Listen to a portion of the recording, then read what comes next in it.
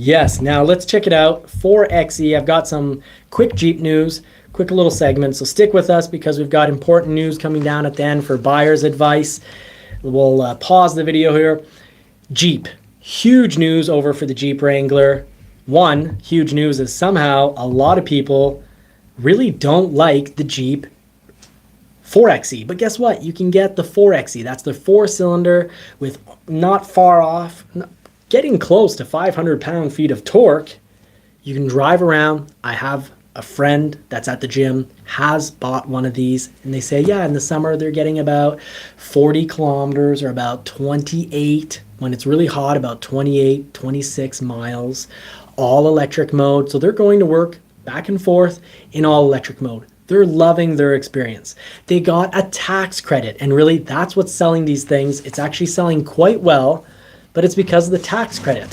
So there is a cost to that.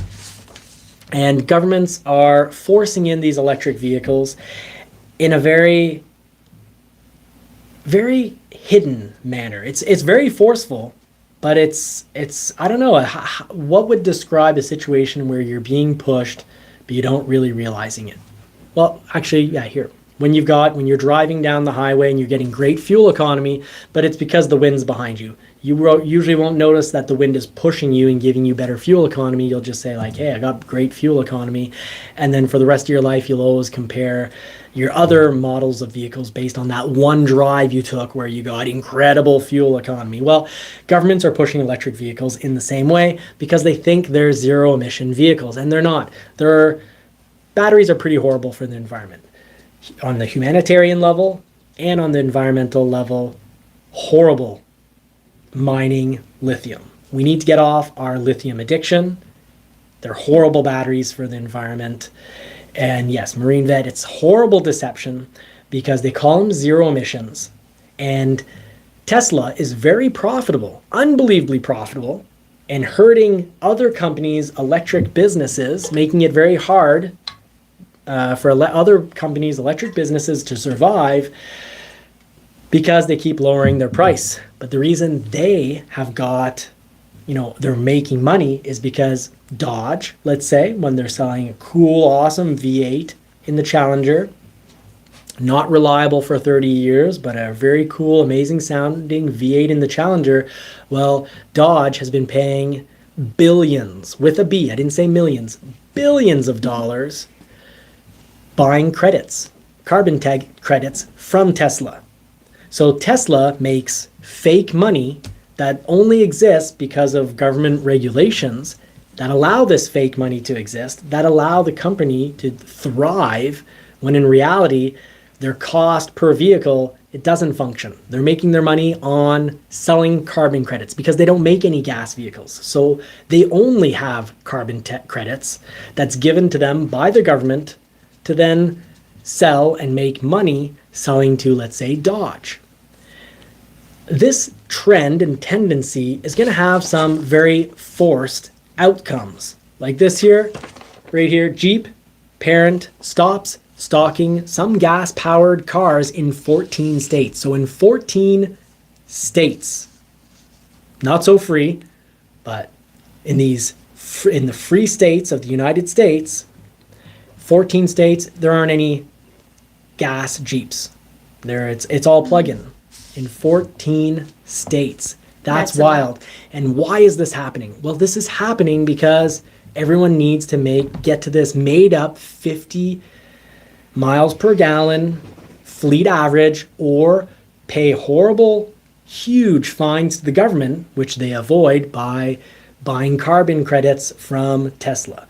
And then in turn, Tesla makes profit, lowers the price of their vehicles, making it harder for Dodge to come out with more, to come out with new electric vehicles, making it harder for Ford to survive, because part of this Jeep story of Jeep only selling plug-in Jeeps in 14 states, no gas model Wranglers,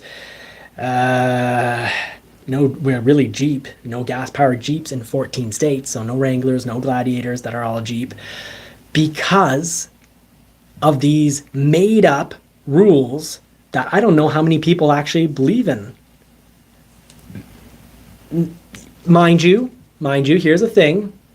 Psychological studies show that 70%, over 70% of the population cannot, if they're given a direct order from the authority figure, even if they know what they're being asked to do is unethical, immoral, and wrong, they will do it because the authority figure, the government, is telling them to do it. So the majority of people don't have enough strength, rationale, that they're more on the emotional side. So your emotional side says, oh, well, the authority figure tells me to do it.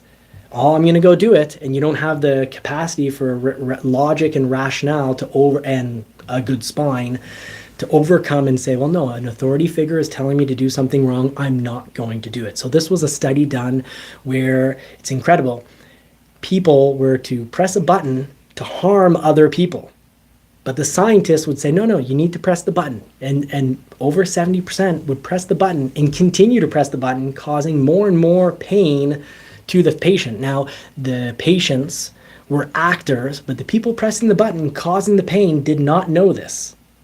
And that's where we found out scientifically that over 70% of the population is not able to defy an order. Well, I'm defying an order right now, and I'm calling total horse crap. Big old pile of steaming horse crap. This is a complete dumpster fire. If we're going to go on the idea that these batteries are zero emission and great for the environment.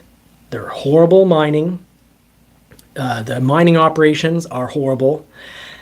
Getting the battery, the minerals for the batteries, horrible.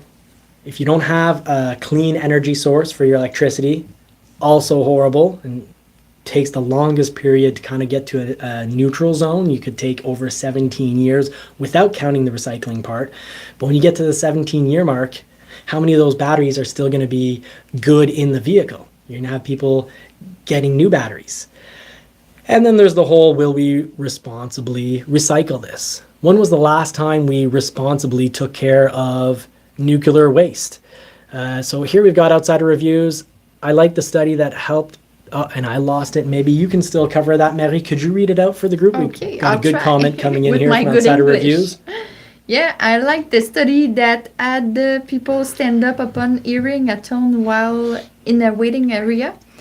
They would introduce a non-actor and they would end up standing up on the tone after a while. So people would just essentially do what they're told to do. And even there's one art exhibit where a French artist was in a dark room, and there was people in the dark room, and it was like people were told you can do anything you want. And people even had the nerve to pull a gun that they thought was loaded and point it at the person. And some people even pulled the trigger. And anyways, this person was, it's pretty, very, very dark. So it goes to show that in society, there's a very small percentage of people who are actually on their own ethical protectors. And anyways, I don't feel that these laws are necessarily based on sensibility or ethics. We all want a cleaner environment, but I there's more going on with the whole EV push, because we need to push electric vehicles, but not based on lithium iron batteries. I applaud Ford for working towards lithium iron phosphate batteries, because that already is going to be a big improvement on the environmental impact. And Ford, if I'm not mistaken, is also working just, it's more down the road, but batteries that just won't be lithium at all. And the real big race is towards solid state batteries. But the current batteries we have, I don't think we're going to recycle these in a very sustainable, smart way. Look, we recycle plastic, and often that just means you pay Chinese companies to go recycle it in China, and they just dump it in the ocean. Why? Because there's no consequence to it. It's not even a matter of, they can get away with it because they won't get caught. It's that in those international waters, it's like, okay, whose laws apply? Nobody? Okay, great, we're dumping the plastic. So, and that's sad. Plastic is, how much effort is being put towards getting rid of single-use plastics, which are fantastic for corporations. Next to no effort. in getting rid of single-use plastics, and that's a far worse polluter than our wonderful V8 engines. How much effort's being done to, take out those old two-strokes off? Some countries are running almost all their engines on two-stroke engines. Private jets, billionaires, private jets. They go up for 50 minutes into the air. It's worth a normal U.S. citizen's a year's worth of driving. For a normal U.S. citizen gets used up in one private jet, taking that one billionaire up for his daily ride to the office in 50 minutes. They often make 2 trips a day. No effort to reduce and cut that down. So until they start seeming a little more even keeled, not throwing stop signs in the middle of nowhere that have no reason to be there other than slowing down people, which you could use speed cameras and generate revenues with. No one's thinking about the pollution made from brake dust. So I don't believe this whole. And anyways, my dad, just as a side note, my stepfather, who's my dad as well, of course, he chemistry degree, a master's degree in marine biology, and then a doctorate in geography. He has always felt that the climate change, he's been saying this since the 70s, he's been very worked up against plastic and how it causes cancer and changes our insides, our chemical structure, that it's cancerous because it's just oil that you slowly taken over time. He, since the 70s, has been talking about how plastic gets into your system, not just from drinking it, but even with skin contact, and how bagged milk in Canada is horrible. It shouldn't exist. But he's also been pushing against how climate change, 12,000 years ago, 12,000 years ago, we ended an ice age. And the normal cycle over hundreds of thousands of years is that we end an ice age, things get, we go into an ice age, it gets really, really cold, and then we end an ice age and things slowly get hot until they get really, really hot. And when things get extremely hot, it forces things to switch over and go back into another ice age. And that's part of the planet's natural structure. Also, end of this rant. I'm sorry for everyone who's not here for a rant on this. But, Canada, we need to become carbon neutral by a certain date. Australia, well, guess what? Canada and Australia, we're not even carbon neutral. We're carbon positive. We're carbon negative. We have, for all the carbon that we produce, our forests, our bogs, our, the moss, all the little shrubs, all the trees, soak up way more carbon than Canada will ever produce. We could really go all out on oil, have a much better economy, and we'd still be overall better for the planet than what we're, the negative we're putting out. We'd have more positive just from all those forests that we have. That's great news. In Australia, same thing. So nobody speaks about that. No, because it's science. That's truthful, and people aren't interested in the truth. They're interested on what piece of information can I use to push forward my agenda to get what I want. As a human species, it's all about me, me, me. How can I abuse other people to get what I want? And I know since I was a little guy, it's something that always just really made me mad. I've got that, I guess, a bit of a protector aspect to me, and I don't want people used and abused, lied to for other people's gain and benefit. Gets me riled up, but I'm gonna stay cool and calm until they take my steak away. Take my steak away, I'm gonna fight. So steaks again. Don't take my steak away. Now that covers everything for the 4Runner. It covers everything for the Jeep. I love my Lightning. I don't want anyone to take my anti-EV.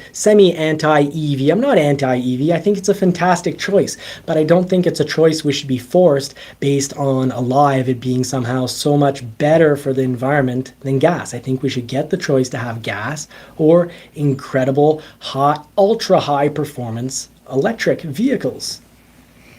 The Lightning is ultra high performance. It's a super truck. It is an incredible, incredible super truck. I love it. but I want my Bronco. You know, I want my options, and I hope the Bronco goes plug-in. If it doesn't happen for 2024, well, then they're just going to push it to the whole refresh and the full remodel, not the mid-model refresh, but the full new model in 2030 likely. That's going to be a very long time. Ford needs that 50 mile per gallon average. So that means they need to sell less F-150s that aren't electric, more F-150s that are electric. So that's why I'm not expecting prices to come down anytime soon by that much on gas-powered F-150s. And really, that's what's keeping Ford alive right now.